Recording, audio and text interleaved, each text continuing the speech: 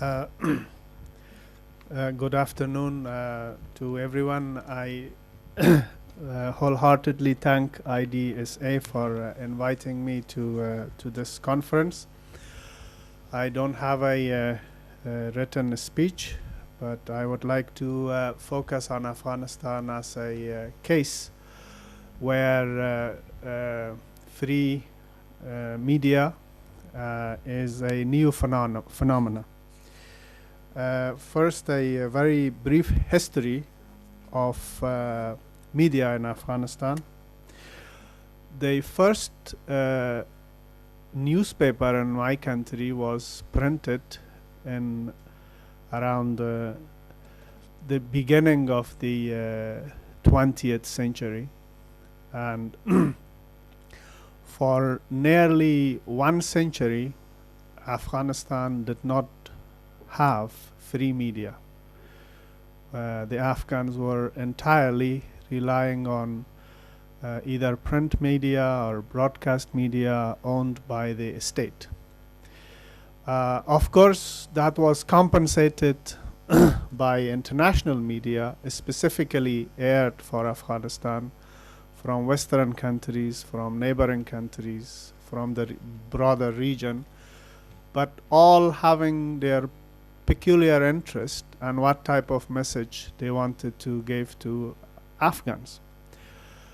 During the 80s, of course, with the Soviet invasion of Afghanistan, the state-run media was all for glorification of the Soviet occupation of Afghanistan, and the anti-invasion media, largely based in Pakistan and Western world, demonizing the regime and also criticizing every aspect of the invasion. And in between, the Afghans were victims of not having a means to express their own views without being under pressure from this group or that group. That changed until the collapse of the Taliban. In the entire country, we had 2 TV stations. One was shut by the Taliban, the national TV station of the country. It was closed down in September 96 as they overran the capital. The other remained operating with a very limited reach in the northeastern corner of the country and airing mainly the messages of the anti-Taliban Islamic State of Afghanistan.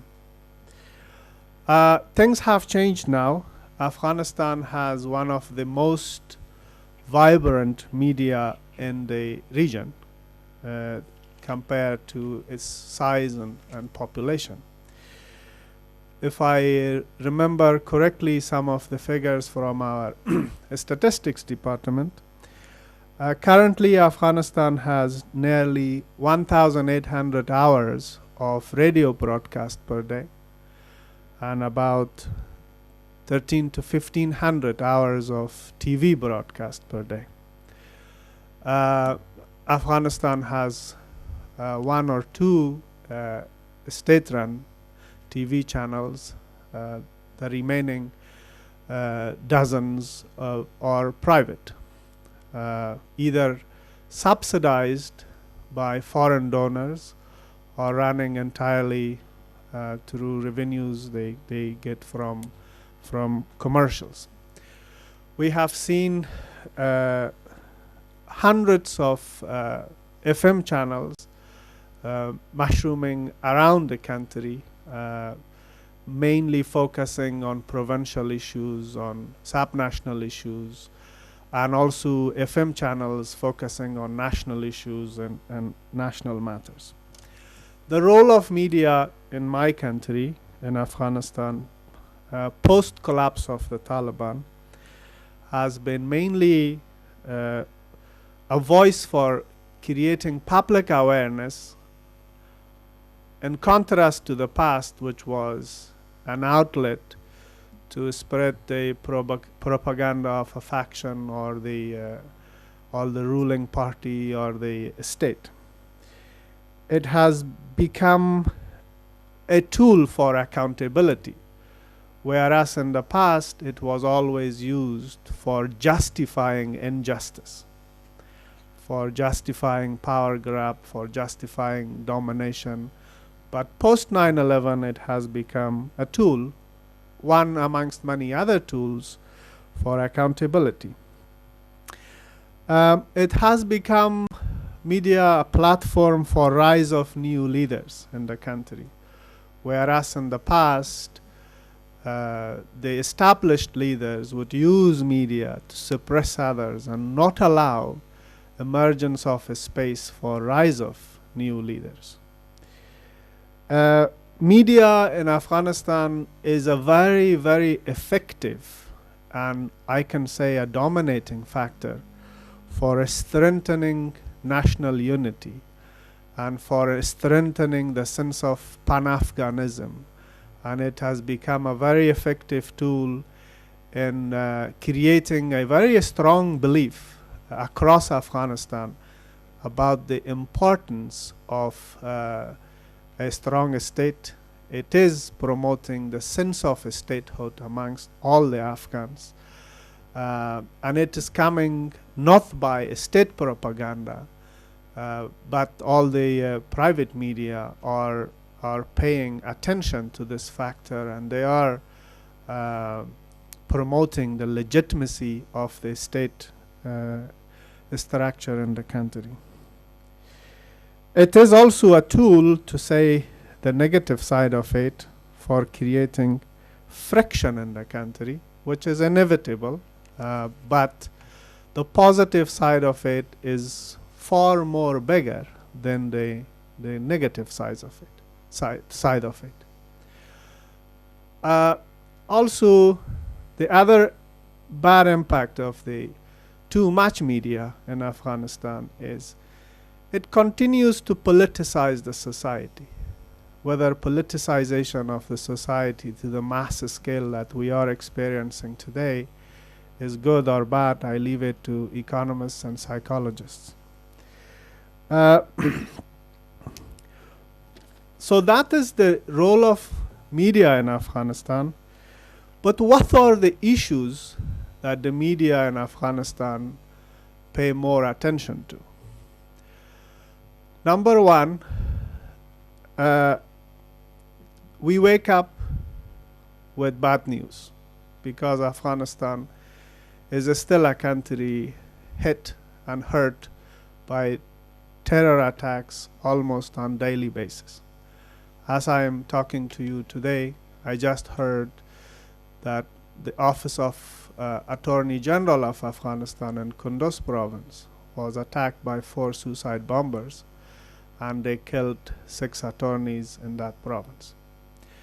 So sometimes people ask, is the media glorifying bad news, or are they doing their job?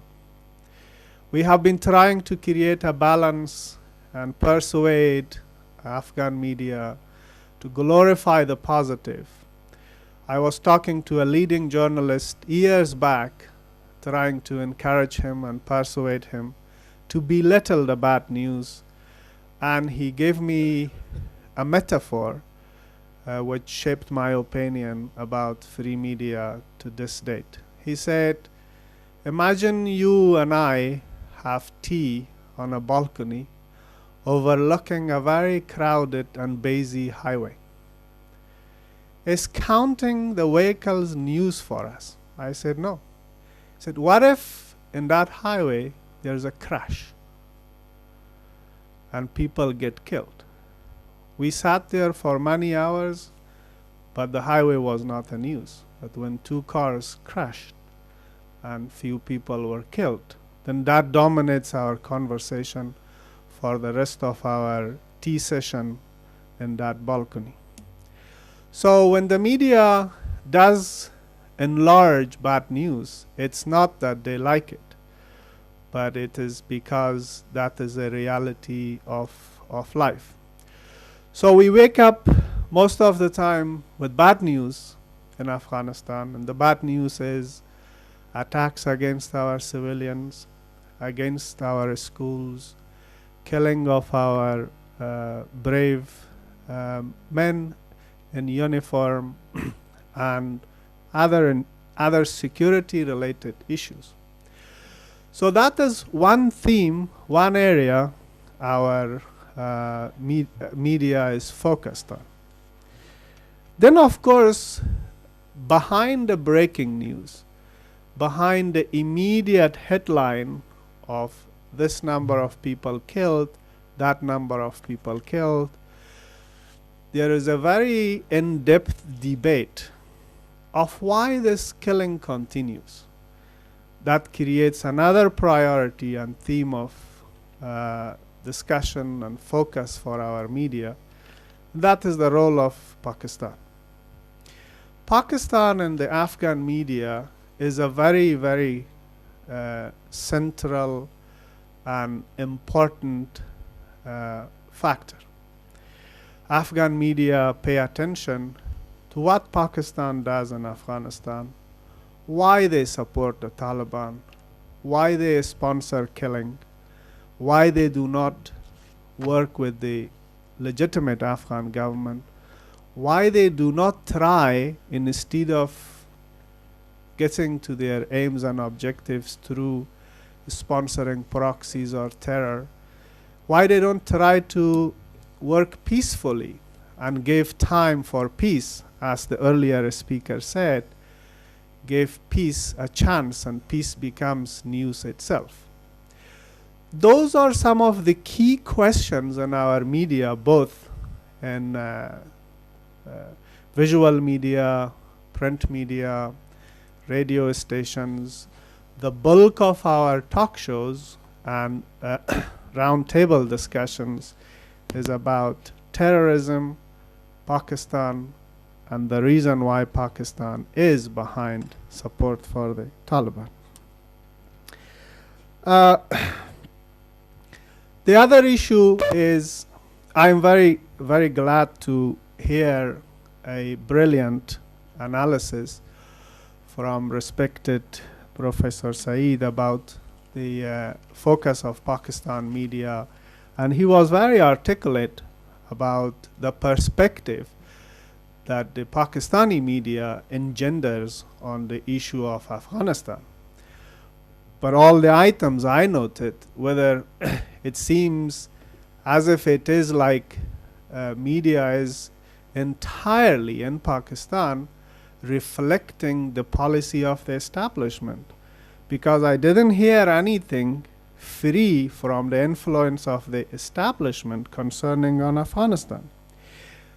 I noted seven areas which the Pakistani media is focused on in Afghanistan, as per the good research of respected Pakistani scholar.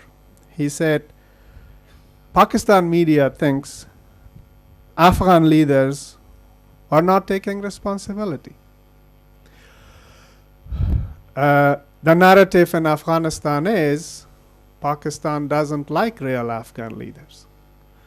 So they are making it difficult for the Afghan leaders to take responsibility, so they are creating a space for puppet leaders. The counter narrative. He said, Pakistan media believes Afghanistan is a divided state, a divided society, a divided people. So when under pressure, they side with invaders. One side invite the invaders, the other side resists the invaders. That's the counter narrative in Afghanistan is, we as a nation are very, very strong. Yes, our state has been weak at times in history. The amount of stress and pressure that we went through in the past 40 years, had it been applied to any other country, they would have fragmented. We have remained a very strong nation despite all types of problems and crises. So the counter narrative to that in Afghanistan is no. We are not a divided state. We are not a divided nation. We have had weak government institutions, and our neighbors should not exploit our weakness but capitalize on our strength, which is our nationhood. Point 4 was Afghanistan. Will Afghanistan stand on its feet? We are standing on our feet. Poverty is not a criteria for measuring our strength. We are poor. So is a lot of other people in this region poor. And therefore, when poverty pushes Afghans to migrate for jobs to other countries in the region, or it pushes us to seek aid, but poverty has not pushed us to compromise our identity. Pakistan media is very pessimistic whether we will remain united and viable post-NATO withdrawal. Well, if we want to change that pessimism and create a positive narrative, we have to start from here. That the good Afghanistan, the positive Afghanistan, is many hundredfolds bigger than the negative Afghanistan. Negative Afghanistan is Taliban. Positive Afghanistan is constitutional space. If you listen to the negative Afghanistan, the picture is pessimistic. If you listen to positive Afghanistan is positive, and it will work. Now, it's again like that balcony example. 300 cars passing through, they don't make news. One crash shapes your opinion about the highway. That Pakistan has a very vested interest in the stability of Afghanistan. Nobody argues against that in my country. We argue whether Pakistan has vested interest, as the Pakistani media claims, in our stability or in our instability. Because if they are having vested interest in our stability, then they should join positive Afghanistan and distance themselves from negative Afghanistan. Weak state and weak leaders provide a space for Pakistan enemies to operate in Afghanistan. That is what Pakistani media claims, according to respected Professor Rais. But that is the line the establishment keeps telling us. So the media reflects the thinking of the establishment. Who are the enemies of Pakistan that operate out of my country? So weak leaders and weak state bring them there. Who are they? That brings us down to one question. Pakistan's policy vis-a-vis Afghanistan is India-centric. They are not treating Afghanistan as a country separate from their policy in regards to India. I will finish in one more minute. Yes. So we request Pakistan media to look at Afghanistan away from their relationship with India, exactly what India does. I do not recount and remember a single conversation with Indian politicians or officials starting their conversation with me about Pakistan. They talk about Afghanistan. The more respect you show in the bilateral relationship, it will become positive. The last point that this was how the Pakistan media looks at us, and I just counted the counter narrative of how our media looks at it. The last point is the role of Afghan media in creating unity at times of calamity and natural disaster. We had a land erosion in Badakhshan province in the northeast. The first community which delivered aid and relief to Badakhshan was people of Kandahar. So if we were to believe the narrative of the Pakistan media, we are a divided society. Why should Kandahar bring food assistance to Badakhshan? But if we were to believe my narrative that we are a united nation, then Kandahar felt the same pain and they rushed to help Badakhshan. How did they learn how to help? It was the media. My concluding sentence is, media can be a source for massive understanding. It can be a source for massive misunderstanding. The perpetuators of either an understanding or misunderstanding is not media itself. It is the thinking of the establishment in the countries that we represent. Thank you.